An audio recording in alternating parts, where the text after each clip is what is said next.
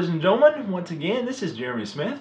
Recently, I started thinking a lot about my review videos, and I hope that you guys have been liking the new content I've been putting up lately. I've been doing a little bit more hands-on sorts of things. I posted some video on that. I posted a lot of different videos, as a matter of fact, on the Sony RX100 Mark IV, and I kind of decided to start breaking things up a little bit so that way you can see different pieces of equipment under more conditions and more scenarios, and not just go to like some standard and kind of arbitrary series of test photos and such. So I hope you guys have been enjoying that.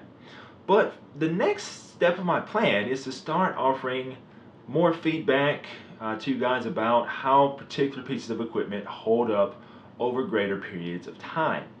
And I started thinking, well, where am I going to get equipment that I can just hang on to for a while?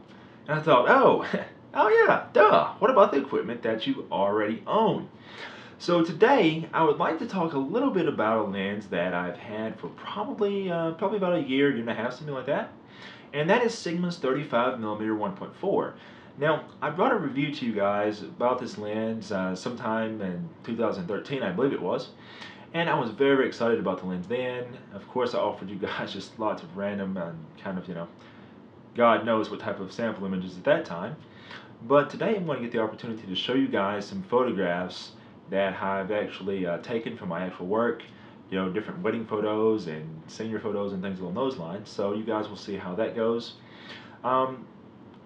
This lens, I was very impressed with it from an aesthetic standpoint. It's certainly been very, very durable. It doesn't have the weather sealing of the Nikon and Canon lenses, but it is still certainly very, very solid. I will say though, I've never been a big fan of Sigma's rear lens caps for whatever reason, so I decided to replace those with something entirely different. And that worked out pretty well for me. I just put a Nikon rear cap on there. And something happened to my Sigma front cap along the way. Yeah, wasn't really a big fan of it anyway, so once again, it just got a Nikon cap. The lens is a bit of a fingerprint magnet. Someone asked me in my original review video if I had been eating Cheetos before handling the lens. But yeah, it is a fingerprint magnet, but in every day-to-day use, I don't really notice it. You guys can tell that I've certainly been using this lens a lot. Because it is a lens that I use a lot, I do have a filter on it, just because I'm not the most gentle with things all the time. But the lens has certainly held up very, very well. And honestly, in terms of that weather sealing, I've never really missed that, so that hasn't been a problem for me at all. But this lens it's been really, really great, and there are certain aesthetics that I like more about the 35mm 1.4 Nikkor lens. I feel like that lens definitely renders better bokeh. But honestly, you don't really buy a 35mm lens for a good bokeh anyway, so for me that's really a non-issue. I much prefer the greater sharpness that I get out of the Sigma. And it's flaky, its focus can be a little bit flaky at times, I will say. But it's not a really, really big deal.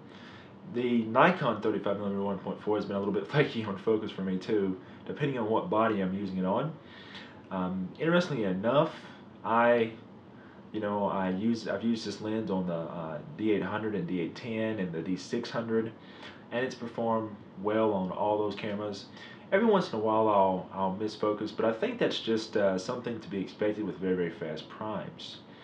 We'll take a look at a few photos that I've shot with it, just a few of my favorites here. And as always, guys, if you have any questions, just write me in the comments below. Don't forget to like, share, and subscribe for all the latest updates and all the new content that I am very, very eager to share with you guys. Until next time, this is Jeremy Smith, signing off.